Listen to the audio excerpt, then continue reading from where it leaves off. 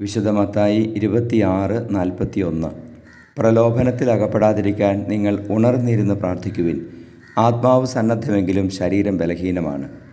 പരിശുദ്ധ പരമദിവ്യകാരുണ്യ എന്നേരവും ആരാധനയും സ്തുതിയും പുകഴ്ചയും ഉണ്ടായിരിക്കട്ടെ.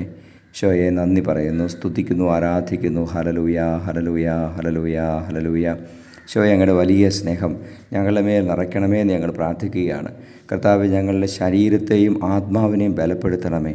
ഉണർന്നിരുന്ന് പ്രാർത്ഥിക്കുവാൻ, എപ്പോഴും പ്രാർത്ഥന നിർഭരരായി തിന്മയ്ക്കെതിരെ യുദ്ധം ചെയ്യുവാൻ, ജഡത്തിൻ്റെ താല്പര്യങ്ങളെ തോൽപ്പിക്കാനുള്ള കൃപ തരണമേ. ഈശോയെ, ഉണർന്നിരുന്ന് പ്രാർത്ഥിക്കുവാൻ അങ്ങയുടെ ആത്മാവിന് ഉണർവ് തരണമേ. ഈശോയെ, ലോകം മുഴുവൻ്റെയും മേൽ അങ്ങയുടെ ആത്മാവിനെ വർഷിച്ച് ആത്മാവിനാൽ ഉണർത്തണമേ എന്ന് പ്രാർത്ഥിക്കുകയാണ്.